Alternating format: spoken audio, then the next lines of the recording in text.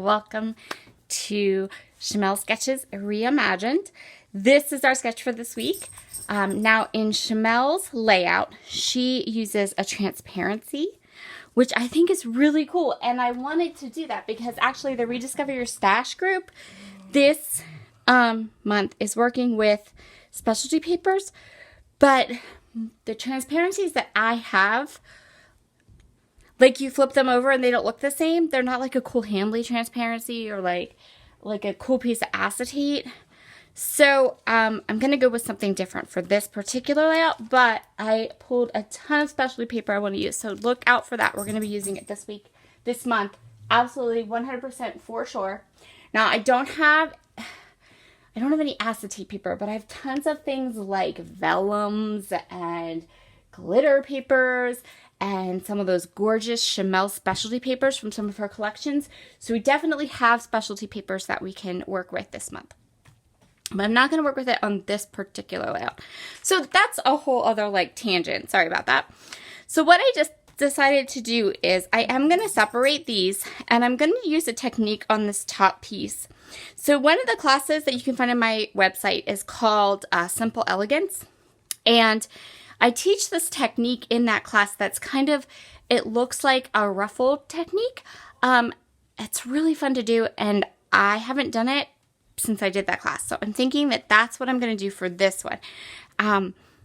And so I'm going to go ahead and create that across the top to give it some texture and just some fun. And then I'm going to do that. I have pulled for supplies this photo, which is of the whole group of us that Christina and I co-hosted a retreat in March of last year. It's almost a year ago. And this is us with all of the attendees. So I want to go ahead and scrapbook that. And I'm going to use these bits that I have from Simple Stories Hey Crafty Girl. I've only used this collection on one other project, which was a traveler's notebook. So, and I don't have the whole collection. I never buy whole collections. I get bored too easily. I'm done with that. No, I can't say that. Very rarely. But I have enough of this that I can get a couple pages out of it, and I like it, so we're going to go with it. And here is my photo. So that's my plan. Okay, I'm going to start this layout by getting my papers organized, deciding what ephemeras I want to use. I'm going to have to pull some alphabets from my stash to add to this. And yeah, all right. I'm going to get to work, and I'll see you back here in a minute. So I'm going to go ahead and start with a piece of white cardstock. This isn't any kind of special white cardstock.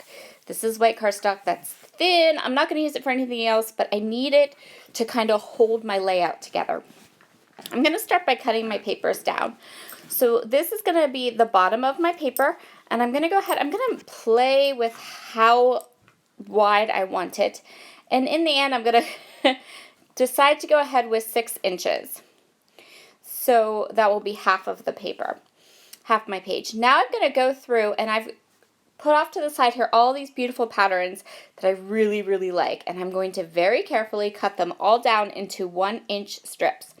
Now, I'm going to need more than 6 of them. I'm going to need about 8 because I'm going to be tucking them under each other. So we don't, if you give this a try, make sure that you cut more than what you think you're going to need.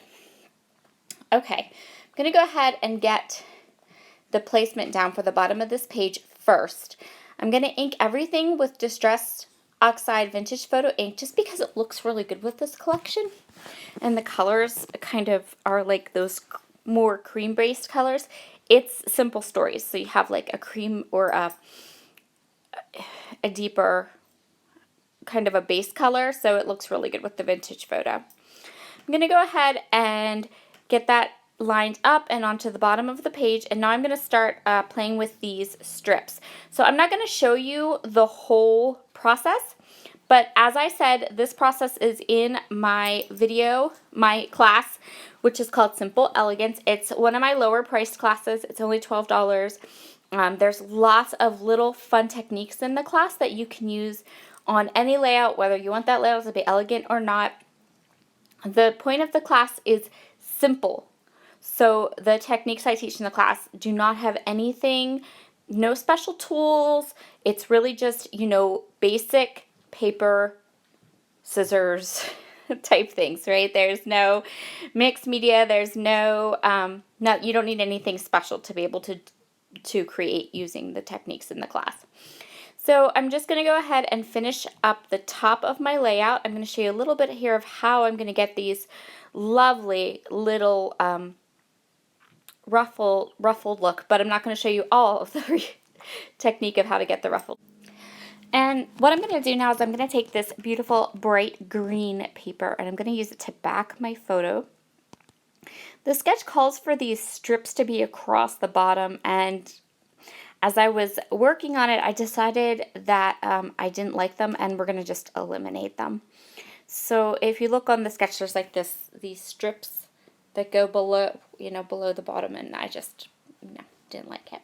I'm also going to change up the way the title is placed. I'm going to change up just about every other part of the sketch. So I kind of set the sketch aside and kind of just went and did my own thing from here on out. I need to pop up my photo because those ruffled papers give a lot of dimension. There's a lot of dimension going on there. And I got to pop up my photo so it doesn't look wavy, it doesn't look weird.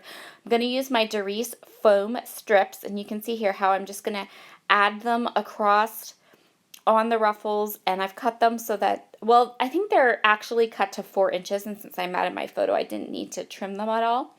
But I'm going to go ahead and use them to get all of my photo down. And that's going to help so that everything is the same length. Oh, here's where I kind of put those 2 strips down and then decided, no, I don't really like it. It just I didn't think it was necessary. So I'm just going to kind of eliminate those and decide, no thanks. And that's kind of part of this whole series and kind of reimagining these sketches all to kind of express how we create now. And a lot of these sketches are from 2011, 2012. So we're talking about sketches that are like 9 years old. So they are still an incredibly useful technique, or not technique, they're a very useful resource. That's the word I'm looking for scrapbooking. And they're definitely timeless. And I guess that's the point of this whole scrapbook series, is to take these sketches and show you how to create with them today. So I'm going through all of the die cut pieces. I know I need a journaling spot, and I know that I want to use that Crafty Girls Rock as my title. So I'm just going to go through the die cuts, pull a couple things out. Again, this is one of those collections where I don't have everything, and that's okay. I really believe that you can get enjoyment out of a collection without buying all the things. I'm going to fussy cut this camera out of another piece. This is one of the cut apart square pieces. And then I'm going to fussy cut the camera out, and I'm going to use that camera as a part of the embellishment. So now I'm going to go ahead and I'm going to add these 2 doilies. I love the way the doilies looked. And I'm going to create, instead of having kind of that one cluster beside the photo, I'm going to create 3 clusters. I'm going to put them into a little bit of a triangle. I'm going to add my journaling to that journaling spot.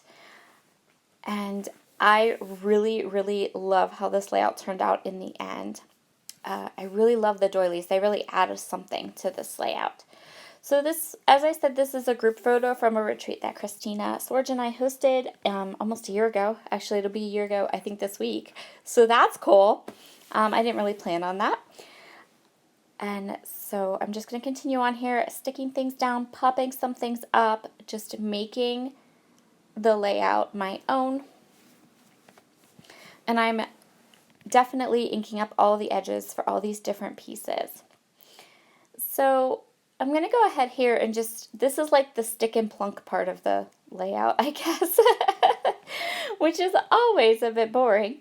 Not for you, the viewer, because this is like the part you like, right? But for me, who's, voicing over everything. This is the part where I'm like, what do I talk about? I'm going to go ahead and add my journaling, and I took my time and did kind of like a really nice journaling. I didn't just write in cursive and call it done. And I'm going to pop these little hearts up. This is the end. Was a really easy layout to kind of put together. Once I figured out what I was doing, I did struggle a little bit because until I kind of got into my groove, I guess would be the term. So thank you so much for joining me today. If you're interested in that class, I'd love to have you join me. You get all of the information and PDFs and all the lessons right away when you purchase the class. It's all done and ready for you to enjoy. Okay, I will talk to you all again very, very soon. I think right now I'm just kind of putting stuff away, and you can see a little bit of the finished layout here before we get to the close-ups. And there you go. All right, guys, have a wonderful Wednesday evening. Bye.